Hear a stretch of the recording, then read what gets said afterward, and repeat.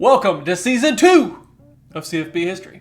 Season 2? Yeah, Season 1 ended rather abruptly, and I have the quote-unquote season finale that will remain unreleased for a while. I took some time off, I moved, I got my life together, and now I'm back, just like Hunter Renfrow for his 15th year of eligibility. Now before we start, I do need to send up a quick rest in peace to Mike Leach, a man who truly revolutionized the game and is on everyone's list of favorite coaches. May his memory never fade, and may we all remember to swing our swords. Starting the season off with a pop quiz. Who has the most rushing touchdowns in a season in college football?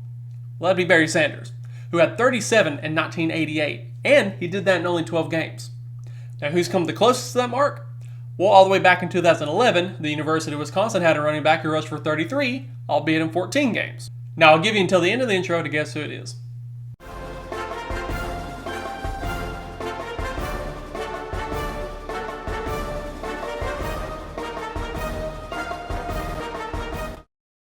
Alright, I need everyone who needed to Google that to self-report. Show of hands, okay? And if the title didn't give it away, today we're talking about the career of Montee Ball. Montee was a 3-star running back recruit in a class that included the likes of Matt Barkley, Meta Te'o, and Bryce Brown. He served as the backup running back on Brett Bielema's 4th squad in Madison. Ball showed great promise from given chances and finished the season with 391 yards and 4 touchdowns with an average of 4 yards. For comparison, the starter John Clay finished with 1,500 yards, 18 touchdowns, and a 5.3 average. And to further put into perspective the season that Clay had, he rushed for 2 more scores than quarterback Scott Tolzien threw for on the year. The next year, Montee saw a huge increase in workload as he was part of a truly amazing 3-man backfield with the aforementioned John Clay and James White. While the other two each ran for over 1,000 yards, Ball finished with 996, and both scored on 14 different occasions. Montee Ball ran for 18 touchdowns. Taking advantage of an MCL injury to Clay, he had outstanding games against Indiana with 3 touchdowns, Michigan, 4 touchdowns, and Northwestern, 4 touchdowns. 78% of his stats came in the last 5 games of the season, including the Rose Bowl against TCU. Through the first 7 games, Montee averaged 31 yards and a half a touchdown a game. Through those last 5, he averaged 155 yards and just under 3 scores a game. This momentum set the stage for Ball's junior season in 2011. Now, before we focus on Montee's individual stats for the season, I want to take a moment to recognize his teammates on this 2011 squad. I mean, wow. Joining Montee Ball in the backfield were James White and Melvin Gordon, who admittedly had a limited role. Out wide, you had Jared Abbrederis and Nick Toon, and under center was none other than Mr. Unlimited, Russell Wilson. Honestly, if I didn't have those receivers, I would just line up in some sort of wing tee and have Russell, Montee, James, and Melvin in the backfield. Dude, that would be fun to watch. Through the first month of the season, which was all out of conference, Ball totaled 360 yards and 9 touchdowns rushing, while adding 120 and a score receiving. Then came the conference opener against number 8 Nebraska. While the game started out with dueling scores, the Badgers broke the game open in the second quarter and didn't let the Huskers score again aside from a 4th quarter Brett Maher field goal. I wonder how he managed to make it from inside 50 yards. Montee finished the game with 151 yards and 4 scores on the ground. Before moving on, I also want to touch on the talent on that Nebraska team. You had Taylor Martinez, Rex Burkhead, and Amir Abdullah on the offensive side. In an alternate universe, this game was an absolute shootout. After a dominating win over Indiana, Wisconsin was sitting at number 4 in the nation at the halfway point of the season. Montee had rushed for 653 yards and 16 touchdowns through the first 6 games. For comparison, Alabama's Trent Richardson had 11 at this point. The next game on the schedule was number 15 Michigan State. The Badgers actually got out to an early 14-point lead, but MSU went on a 23-point run in the second quarter to take a halftime lead of 23-14. What a swing of momentum. They would extend this to 31-17 early in the 4th, but after a Russell Wilson run made it a 7-point game, Montee Ball tied it up at 31 with 1:26 left in regulation. 44 yards away from the end zone, Mark D'Antonio decided to let Kirk Cousins heave it to the end zone, knowing that it would most likely be going to overtime. Only this happened. Chucks it to the end zone. Caught. Michigan State's caught it on a rebound. Hold on. The runner did cross the line. Touchdown. Michigan State. With a miracle ending. While that is a tough pill to swallow, it makes it even harder to have to go on the road to Ohio State just 7 days later. Montee opened the scoring with a 22-yard receiving touchdown and tacked on a rushing score in the third quarter to make it 17-14 Bucks going into the final frame.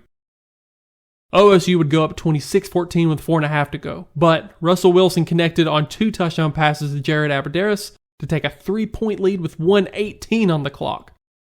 Just 58 seconds later, Braxton Miller threw his first touchdown of the game, but his third overall. Devin Smith and the Badgers couldn't overcome the 20 seconds that remained on the clock, and the Buckeyes came away with a 33-29 victory. So, 2 weeks in a row, Wisconsin suffers crushing last-second defeats. I feel like these 2 losses could have actually hurt Montee's chances at the Heisman, because honestly, it would have been hard to top what RG3 was doing down in Waco that year. And I felt like if Wisconsin was undefeated at this point, Montee might have actually had the slight edge.